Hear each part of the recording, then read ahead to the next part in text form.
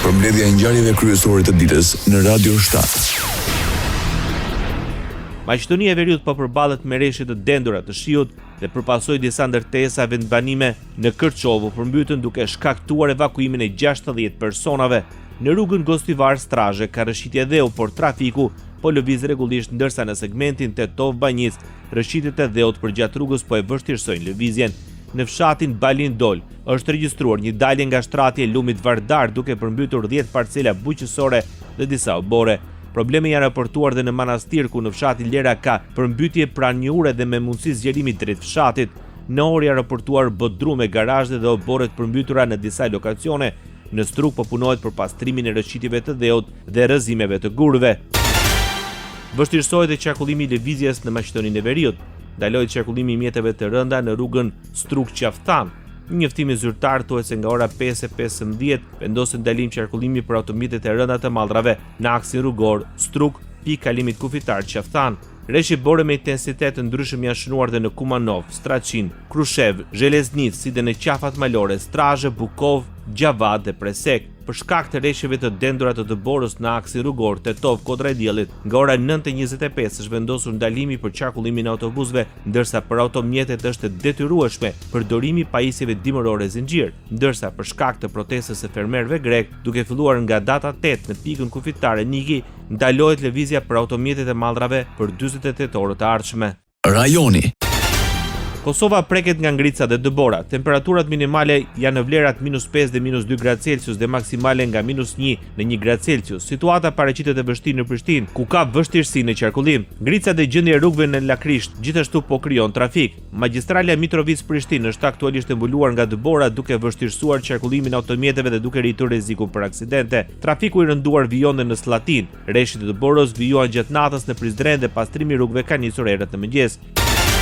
Për shkak të rreshjeve të shiut dhe dëborës evakuohen gjithsej 15 familje nga lagja 2 Koriku në Mitrovic. Komandanti i brigadës së zjarfikësve në Mitrovicën e Jugut, Burim Ibishi, deklaroi se uji ka përfshirë pothuajse të tërë zonën. Sipas Ibishit, ekipet në terren po përballen me vështirësi pasi disa banorë po refuzojnë evakuimin.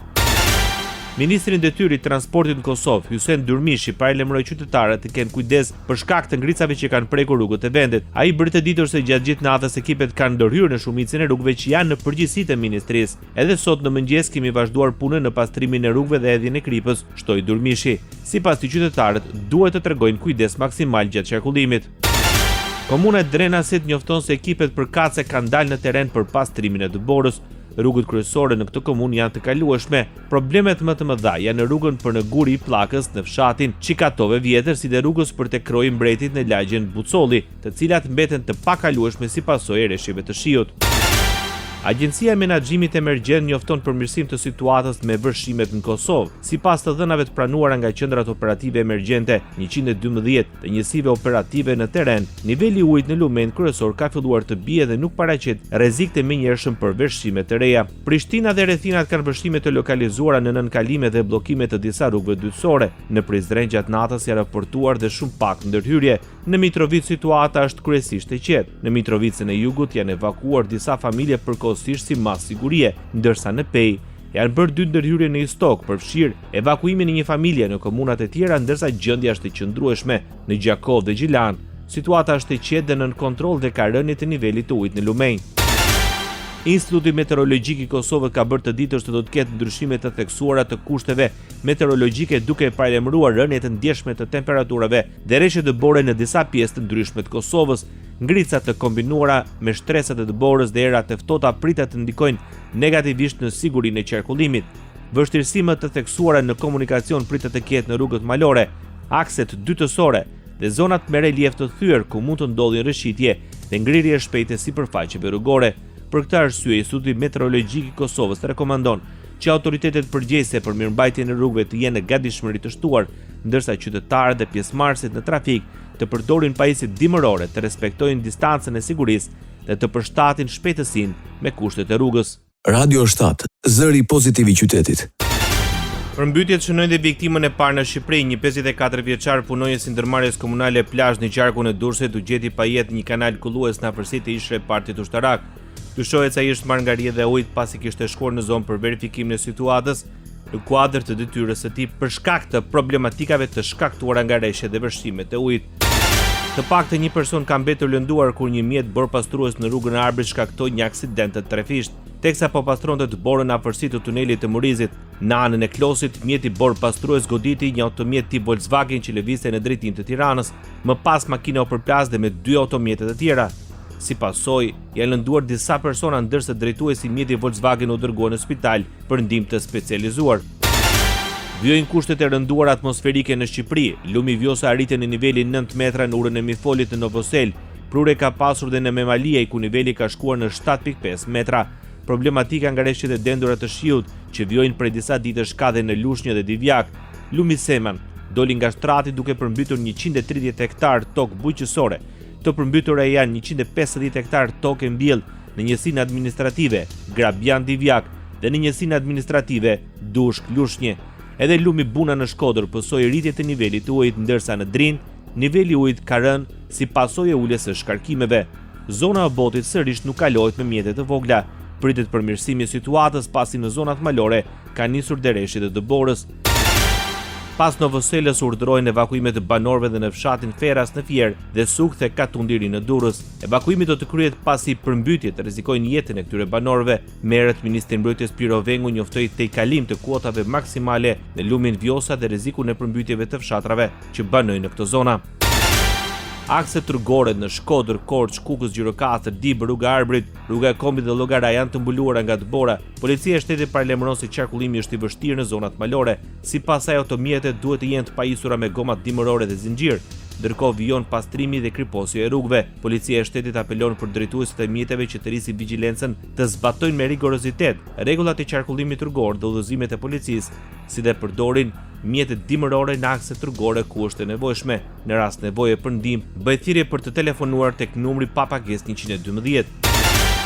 Bllokohet totalisht aksi Qukës Qaf Ploç për qarkullimin e mjeteve. Rrëshqitjet masive të dheut vijuan dhe gjatë natës, kalimi po bëhet vetëm përmes rrugës së vjetër të Qafthanës. Rrëshqitjet kanë rrezikuar jetën dhe të një kalimtari. E inauguruar në fillim të shtatorit, rruga Qukës Qaf Ploç kushtoi 260 milion euro pas 16 vitesh ndërtim. Për shkak të motit të përkeqësuar dhe detit me dallgëzim deri në 6 ball, nuk do të funksionojë linja e tragjetit Korfu-Sarandë dhe Anasjaltas. Sipas njoftimit zyrtar të kapitenerisë së portit të Sarandës, si mas siguri është ndaluar gjithashtu dhe dalja në det e anijeve të peshkimit. Ndërkohë, era fryn me shpejtësi rreth 12 metra në sekond në drejtimin veri-perëndim, duke bërë të pamundur lundrimin e sigurt në zonë. Autoritetet u bëjnë thirrje operatorëve dhe qytetarëve të respektojnë udhëzimet dhe të ndjekin njoftime zyrtare për përditësime të mëtejshme mbi situatën e motit. Ministri i Mbrojtjes së Shqipërisë paralajmëron se lumi Vjosa tejkalon kuotat maksimale pas mbledhjes së Komitetit të Emergjencave në Vlorë. Piro Vengu tha se në fokus janë 3 fshatrat në Grykderdhjen e asaj që ka rrezikshmëri të lartë, si Fitore, Bishan dhe Novosel. Së bashku me kryepreq dhe institucionet qendrore, drejtoritë rajonale, kemi rakorduar skuadrat që duhet të dislokohen në terren minjer, qoftë nga pikpamja e ofrimit të shërbimeve parësore, shërbimeve shëndetësore, sikundër dhe mjetet ekskavator fadroma që janë dislokuar në terren për të frenuar për aq sa mundemi në këto momente. Siç e dini, kuotat maksimale janë arritur të Vjosës në këto momente. Ndërsa është vijuar dhe me evakuimin e familjeve. Kemi evakuar për momentin 13 familje, nuk kemi proceduar me evakuime të mëtejshme për momentin. Qeveria shqiptare po përgatit një paket financiare dëshpërblimi për familjet e prekura nga përmbytjet në vend. Zëvendës kryeministre dhe ministre e infrastrukturës së Shqipërisë Belinda Balluku, gjatë inspektimeve në zonën e urës së Mifolit në Fier, informoi se paketa do të përfshijë si banesat ashtu dhe pasuritë bujqësore. Duhet jeni në dijeni që kryeministri është duke dizenjuar së bashku me Ministrinë e Financave në këtë moment një paket e cila do të garantojë dëmshpërblimin si për pjesën bujqësore ashtu edhe për banesat. Prioritet mbetet shpëtimi gjysmëgjallë. Ajo kishte edhe një thirrje që banorët të përgjigjen emergjencave civile dhe të marrin masat e nevojshme për të shmangur rreziqet pasi situata mund të rëndohet. Për të gjithë kryetarët e tjerë të bashkive që janë pjesë e këtyre dyqarqeve, janë të angazhuar për ngritjen e të gjitha qendrave të akomodimit për evakuimet. Ne kemi shumë të qartë që banorët, e kemi parë këtë gjatë periudhës tërmetit për shumë drejtën, që banorët zakonisht nuk duan të largohen nga pronat e tyre, por jeta është e rëndësishme në këtë momente. Sigurisht ne kemi marrë masat, por dhe Ministri i Policisë për sa i përket të gjithë angazhimit për mbrojtjen dhe shpëtimin edhe të gjysmëgjallën në këto momente. Kryetari i Partisë Demokratike Sali Berisha akuzon qeverinë se vendosin në rrezik jetën e banorëve të prekur nga përmbytjet për të shmangur përgjegjësinë e qeverisë. Në një konferencë për shtyp, Berisha deklaroi se 10 mijëra qytetar kanë banesa dhe bizneset e përmbytura, ndërsa jeta e tyre është në rrezik të drejtë për drejtë. 10 mijëra qytetar kanë shtëpitë e tyre të përmbytura, kanë bizneset e tyre të përmbytura, kanë jetën e tyre të kërcënuar. Qeveria, narkoqeveria, jo vetëm që nuk vendos gjendjen e fatkeqësisë natyrore, e cila detyron ta shtuquiturin shtet të mobilizojë të gjitha burimet për të ndihmuar, për të shpëtuar, për të nxjerrë nga rreziku banorët e zonave të kërcënuara, të përmbytura, por shondje një tallje cinike në cilën pretendon se opozita po e akuzon për përmbytjet në Greqi dhe në Itali, një fantazi e smure, një fantazisti të sfazuar. Duke u ndalur tek situata në Durrës, Berisha pranoi se rreshtet e dendura janë shkaku kryesor i përmbytjeve, por theksoi se situata është përkeqësuar nga gjendja katastrofike e kanalizimeve dhe mos funksionimi i hidrovorëve. I pari ka disa porta që nuk i funksionojnë. Të paktën gjysmë e portave të Porto Romanos nuk funksionojnë, nuk evakuojnë, kurse hidrovori i Hamallës i ka pompat e djegura. Përveç kësaj, kanalizimet janë bllokuar me ndërtime të tjera ose nuk janë pastruar. Pra, në këtë situatë, gjithçka favorizon ujin për të përmbytur qytetarët, shtëpitë, bizneset e tyre. Ndoqët edicionin informativ të lajmeve në Radio 7, zëri pozitiv i qytetit.